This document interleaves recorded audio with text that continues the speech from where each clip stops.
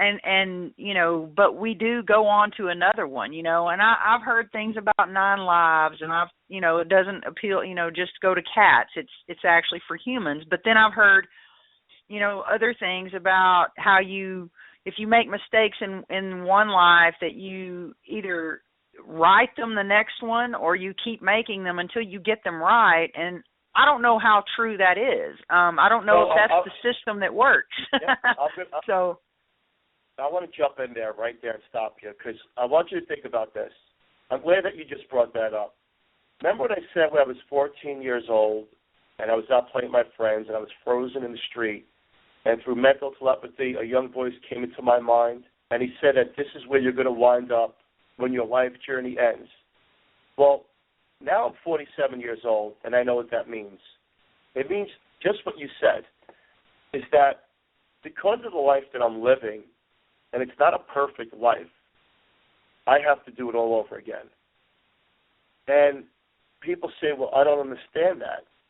And the only way I could describe that, well, the way I'm understanding it, is that we're in a 3-dimensional world where it's as if you walked out of your shell, like you explained, but then you start right back in that same footprint again and start over again for someone like myself. That's not every case, but that's how it was explained to me.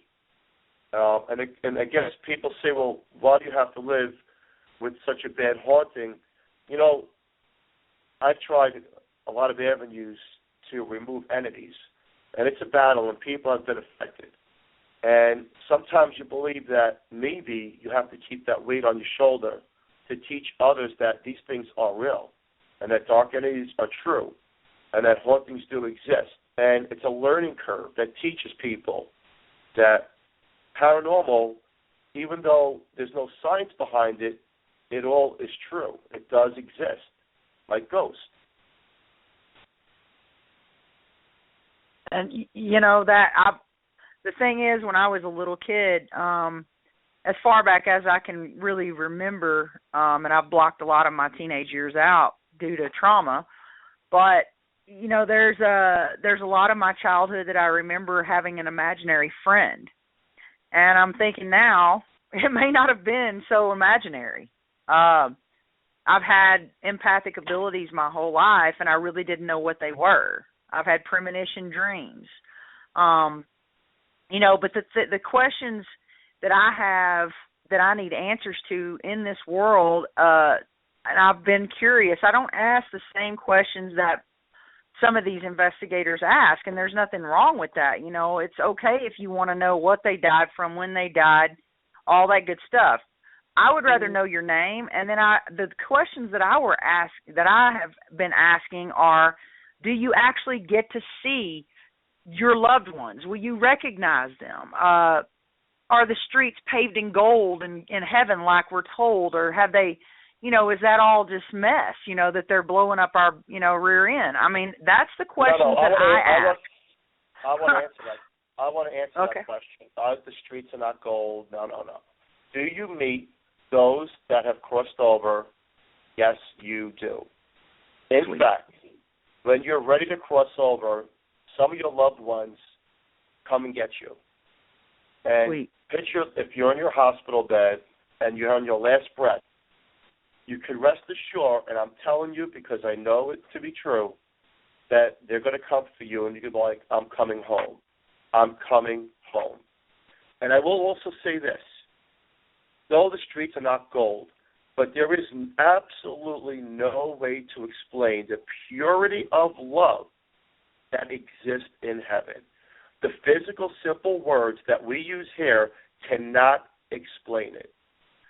It's pure ecstasy. The love that you have is like no other love you will possibly experience here.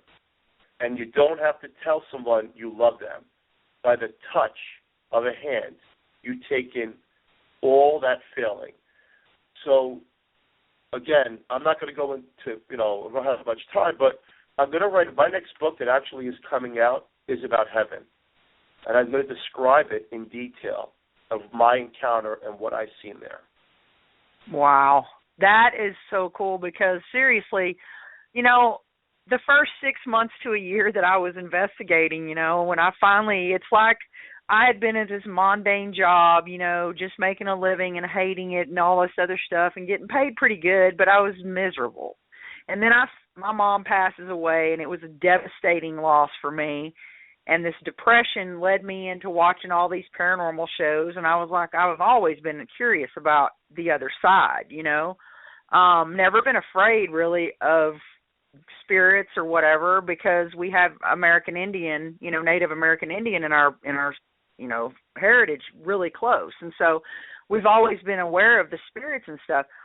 When I lost her and started getting into paranormal, everything in my life started like almost kind of making sense. Does that make any sense to you? Like it kind of started feeling like I'm on my path now, finally, even though I don't get paid, a king's ransom or anything like that or at all. It's more fulfilling as far as in my soul. It feels like it's where I'm supposed to be. It's my path. And I've gotten messages from my mother and from other loved ones that, I am on my path.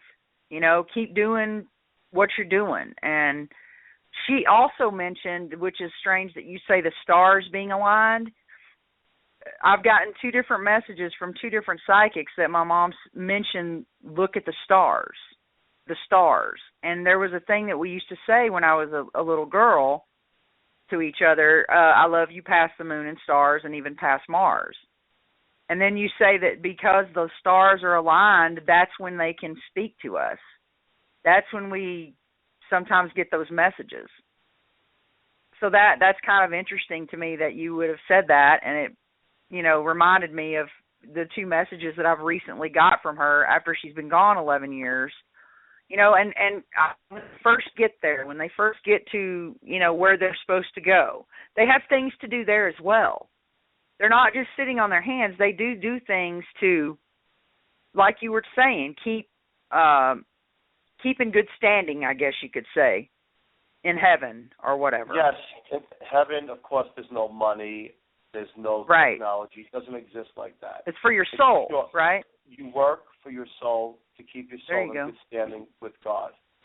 And I could promise you that any messages, I'm not a psychic, I'm not a medium, I'm not a sensitive. But I will tell you that my experiences, that is definitely what your mom is trying to tell you through communicating with you. And yes, you will see her again, without a doubt, without a shadow of a doubt. Carissa wants to jump in because she has some knowledge also as her side of everything, of what she experienced. Okay. I just wanted to say, I fully agree with you. I was lost in life. I had a good job. I was making good money, but I was lost. And it wasn't really until I embraced the abilities I was given and went down the paranormal path that my life really did fall in place. And, no, I'm not making tons of money.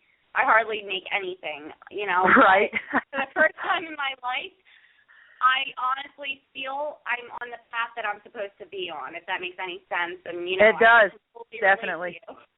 It definitely makes sense.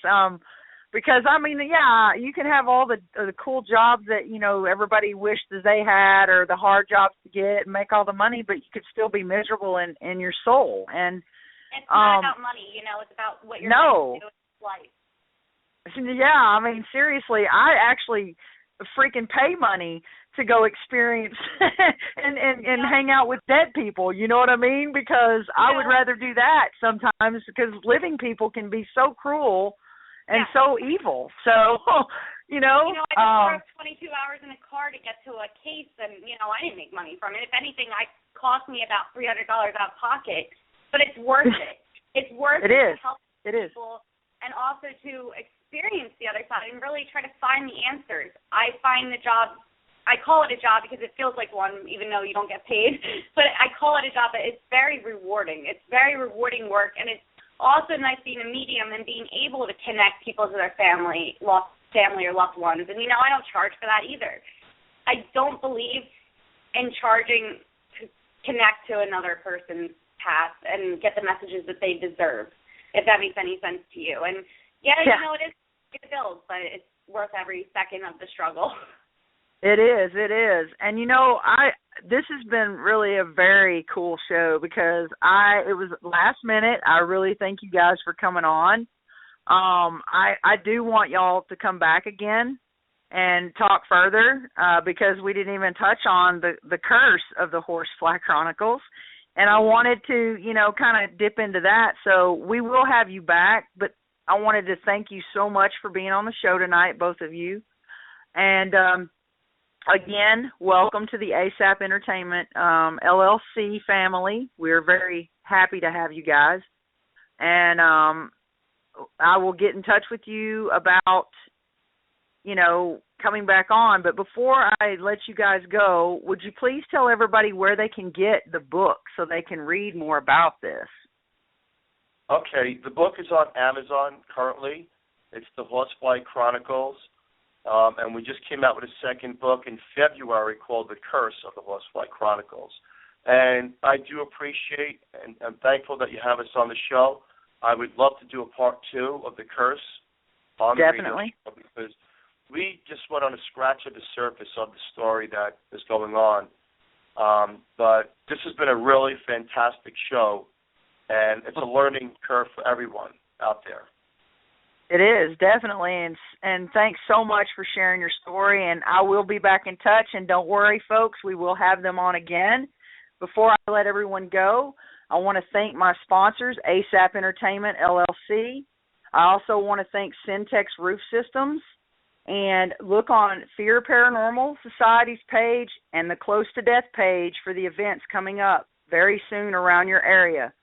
And next week's show, I'm going to announce that probably tomorrow on the guest on my page on Facebook. So check it out. Again, thank you, Phil, and thank you, Carissa, and I will see you all soon. Have a blessed week, and peace out. Thank you. You too.